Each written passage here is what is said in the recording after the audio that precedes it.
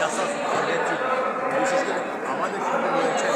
গাজীপুর মহানগর জাসাসের সংগ্রামী বিপ্লবী আহ্বায়ক জনাব সৈয়দ জেনুরাইন সোহেল, রয়েছেন সদস্য সচিব, সংগ্রামী সদস্য সচিব জনাব কৌশিক খান সহ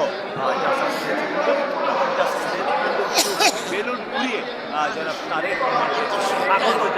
জানানোর জন্য যাবতীয় প্রস্তুতি নিচ্ছেন। বন্ধুরা, আপনারা এখানেও দেখছেন গাজীপুর মহানগর জাসাস নেতৃবৃন্দ যিনি রয়েছেন উনি পুবাইল থানা জাসাসের সংগ্রামী বিপ্লবী সভাপতি জনাব মোবারক হোসেন এবং গাজীপুর মহানগর জাসাসের সংগ্রামী বিপ্লবী যুগ্ম আহ্বায়ক এবং বাকিদেরকে যাদেরকে দেখছেন সবাই কিন্তু গাজীপুর মহানগর থেকে এসছেন আজকের এই জনাব তারেক রহমানকে বরণ করে নেওয়ার জন্য। আজকে ঈদের দিন বন্ধুরা, যা দেখছে এখানে বিশেষ করে গাজীপুর মহানগর জাসাস নেতৃবৃন্দ সারিবদ্ধভাবে দাঁড়িয়েছে। দেখুন, আমি একাংশ দেখাচ্ছি গাজীপুর মহানগর জাসাস বেলুন উড়িয়ে আমাদের প্রিয় নেতা এবং সকল শ্রেণী পেশার প্রিয় নেতা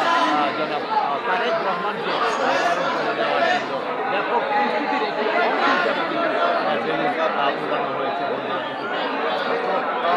আনন্দ, কত আশা আকাঙ্ক্ষা নিয়ে সারা রাত অবধি এখানে গাজীপুর মহানগর জাসাস নেতৃবৃন্দ রয়েছে এবং দেখুন